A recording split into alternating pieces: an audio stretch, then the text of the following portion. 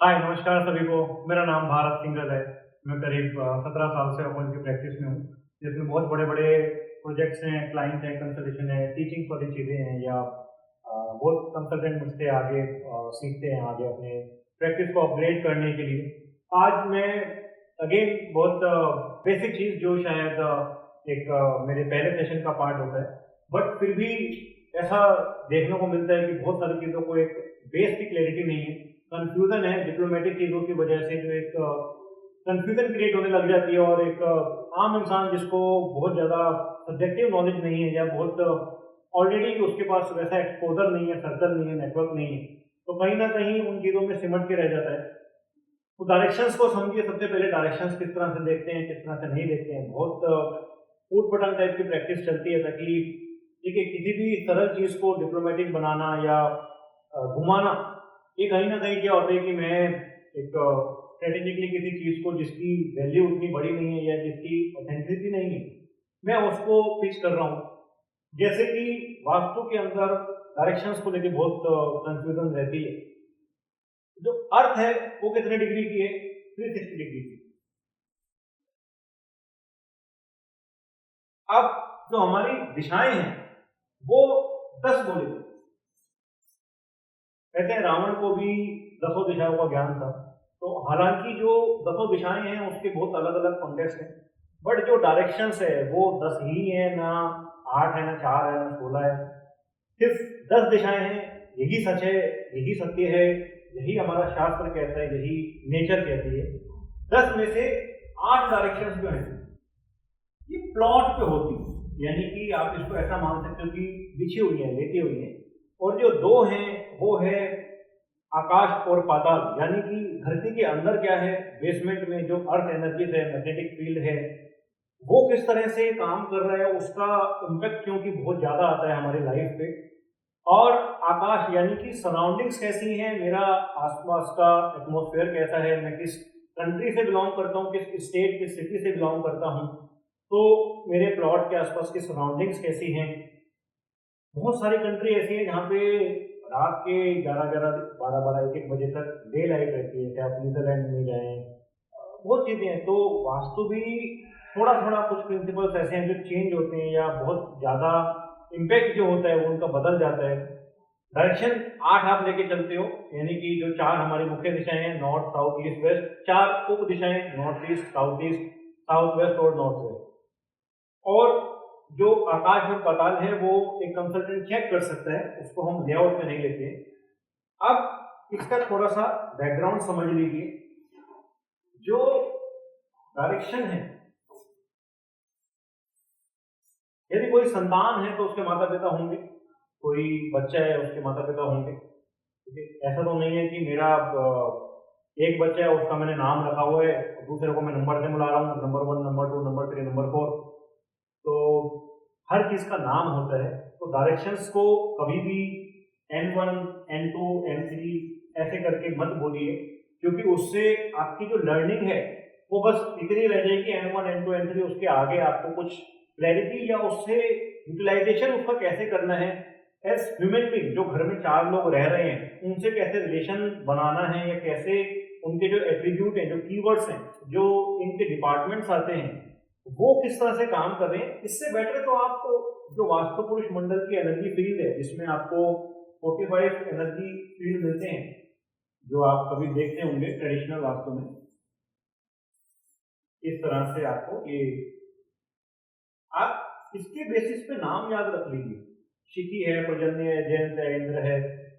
तो ये आपको एटलीस्ट नॉलेज की तरफ लेके जाएंगे, डेप्थ आएगी आपकी नॉलेज में, जिसके बेसिस पे आप अपने क्लाइंट को 100 टाइम बेटर रिजल्ट दे सकते हो, एक्चुअल चीजों पे सजेशन देके जो जिसकी वजह से वो नुकसान भुगत रहा है। ये नहीं कि यहाँ मैंने आर्टिफिशियल डोर बनवा दिया, यहाँ मैंने सामान रखवा दिया।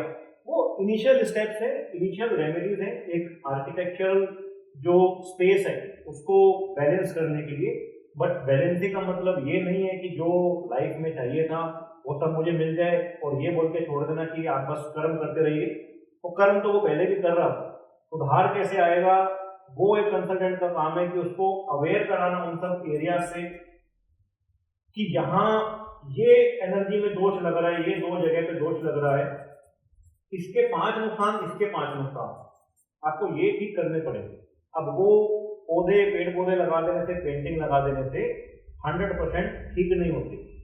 तो एज कंसल्टेंट भी आपकी नॉलेज में ग्रोथ आएगी, डेप्थ आएगी। जो डायरेक्शंस हैं वो 16 क्यों नहीं हो सकती, 16 जोन बताए गए, यानी कि 2 दिशाओं के बीच में कोई पद आ सकता है। तो जोन 32 आप वैसे ही निकाल सकते हो। जब हम वास्तु पुरुष मंडल के हिसाब से एक जोनिंग निकालते हैं मुख्य द्वार देखने के लिए, तो आपको 32 पार्ट में उसको डिवाइड करना पड़ता है।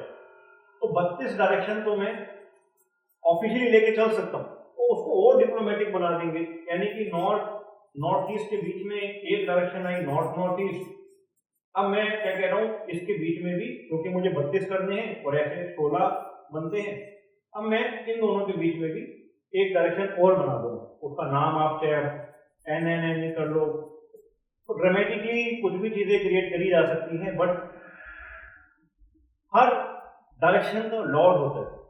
जैसे मैंने बताया कि जो बच्चा है उसका एक फादर होगा, उसका एक पिता होगा, माता होगी, बिना उसके वो संसार में नहीं आ सकता। तो अब जो नॉर्थ है, ये आपको मैं इस पे अच्छे से समझाता हूँ, और बहुत ट्रेडिशनल है। हालांकि ये बहुत बेसिक चीजें हैं, बट क्या होता है कभी कभी बेसिक इतना बुरा हो जाता है तो इंसान को लगता है मैं बहुत एडवांस चीजें कर रहा हूँ, बट वो हमेशा गलत प्रैक्टिस में डील करता चला जाता है। ये नॉर्थ डायरेक्शन है, इसका लॉर्ड होता है बुध। ये नॉर्थ ईस्ट है, इसका होता है गुरु। ये ईस्ट है, इसका हुआ सूर्य। ये साउथ ईस्ट है, इसका हुआ शुक्र। ये इस तरह से चलते चले आते हैं। नॉर्थ वेस्ट में चंद्रमा आ जाता है, यहाँ आपका शनि आ गया। ये आपका राहु का होता है जो साउथ वेस्ट होता है, ये आपका मंगल होता है साउथ में, और शनि वेस्ट में, चंद्रमा नॉर्थ वेस्ट में। अब ये एस्ट्रोलॉजिकल चीजें नहीं है, ये वास्तु का ही पार्ट है।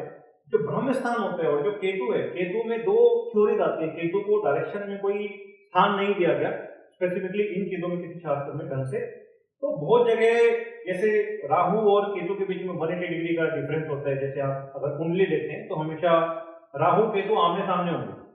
अगर राहु 4th हाउस में है तो केतु 10th हाउस में होगा, राहु 1st में है तो केतु 7th में होगा। ये हमेशा 180 डिग्री के एक्सिस पे रहते हैं। तो बहुत बारी इसको नॉर्थ ईस्ट में भी कंसीडर कर लिया जाता है, कुछ स्टोरीज में सेंटर में करते हैं, बट इन एक्चुअली इसका कोई एग्जिस्टेंस नहीं दी गई है। तो अब आप क्या देख रहे हो कि ये हमारी डायरेक्शन आई, इनके सब लॉर्ड आ गए। अब 16 दिशाएं हैं, तो यहाँ चलो मैंने एक एनर्जी लिख ली।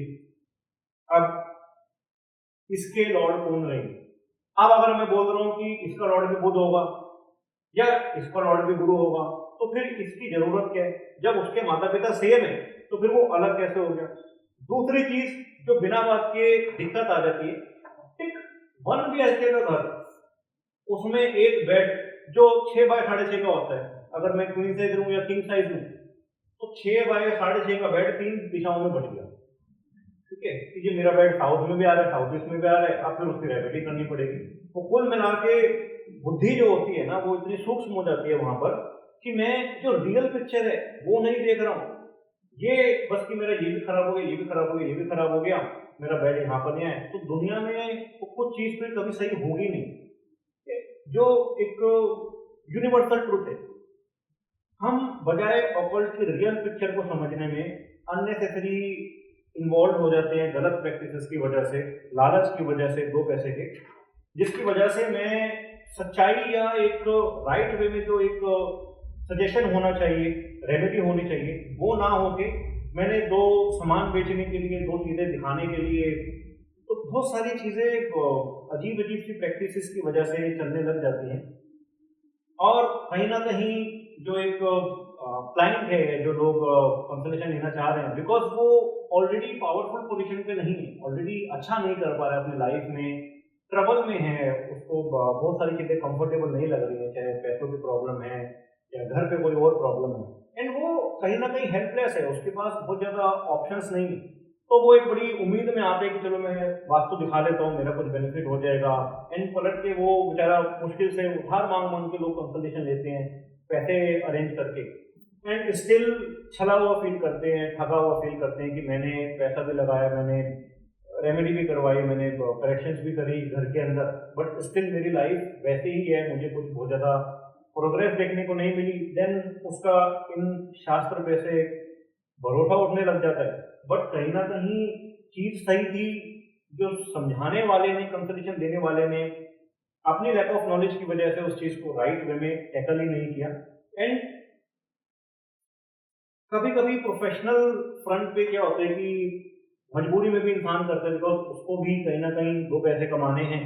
एंड राइट एक सेंस ना मिल पाना, या मैंने जैसा देखा करा सीखा, तो बहुत बारी क्या होता है खुद बेवकूफ बनना सीख लेते हैं पहले, एंड फिर आगे भी वही चीज करवानी पड़ती है क्योंकि पैसा कमाना है, काम करना है। तो ये जो चीजें हैं आपको कभी भी अपने ट्रैक से हिलने नहीं देंगी। मुद्दा क्या होता है कि आप नॉर्थ डायरेक्शन जो 45 डिग्री की है, वो पूरे जोन को आप, यानी कि ये आपका भ्रम स्थान है, और अगर नॉर्थ 0 डिग्री है तो आप यहाँ से ये पूरा हिस्सा आप नॉर्थ का मान के चलो। अदरवाइज आप सिर्फ इतना हिस्सा मानोगे तो आपको जो रिजल्ट होते हैं वो ग्रोथ, और जो आप अगर आप गोल बना के चलोगे अपना 1 महीने का, तो आप 100% फेलियर की कगार पे रहोगे। मैं दावा दे सकता हूँ कि आप कभी भी राइट प्रैक्टिस में आके कभी भी आप फॉलो करके देख लेना, पर्सनली अप्लाई करके देख लेना, आप कभी भी ग्रोथ के उस पर नहीं आ पाएंगे जो रिक्वायर्ड ग्रोथ होती है, जितना आप ग्रोथ चाह रहे हैं। क्योंकि पहली स्टेज पे जो चीजें हैं वो हम गलत स्टेप पे लेके जा रहे हैं, गलती करके उसको देख रहे हैं। तो ये सारा एरिया भी मेरा नॉर्थ का है। तो सिंपल प्रैक्टिस कीजिए, बट डेप्थ वाली प्रैक्टिस कीजिए, ताकि आप में निखार आ सके। और आप बजाय ब्लेम करने के कि अच्छा वास्तु तो ठीक था, फिर कंसल्टेंट क्या कहते हैं कि अच्छा नहीं जी वास्तु तो ठीक कर दिया, असर नहीं आ रहा, अभी आपकी भाग्य स्थिति ठीक नहीं है। कुंडली वाले को दिखाते हैं, वो कहते हैं अभी ये इतने टाइम तक ट्रांजिट में है, उसके बाद ठीक हो जाएगा। तो गोल गोल गोल गोल घूमते घूमते जो इंसान होता है वो खुद थक जाता है। जबकि पहले स्टेज पे करेक्शन की जा सकती है, जो आपको 6 महीने या 49 दिन बाद, 101 दिन बाद नहीं, पहले घंटे से, पहले दिन से आपको ग्रोथ दे सकती है। तो मैं आपको कह रहा हूँ, ऐसा शास्त्र आपको कहते हैं। सिर्फ आपको फॉलो करना पड़ता है किन्हीं पर्टिकुलर चीज़ों को समझने के बाद। तो ये डायरेक्शन के लॉर्ड और एक डायरेक्शन की क्लैरिटी, इसमें बहुत कुछ है सीखने के लिए। क्योंकि आगे जाके जितने भी एक दोष लगते हैं, चाहे वो रूम्स के गलत होने से हो, कंस्ट्रक्शन वाइज कोई दोष लग रहा हो, ये सब चीजें आपको डायरेक्शन से ही एक्सपेंड होती हैं। फिर इसके बाद जो वास्तुपुरुष मंडल के एनर्जी फील्ड्स होते हैं, उनसे ट्रेड्स आते हैं जो हमारे बिहेवियर को कंट्रोल कर सकते हैं, इमोशंस को कंट्रोल कर सकते हैं, माइंड को कंट्रोल कर सकते हैं।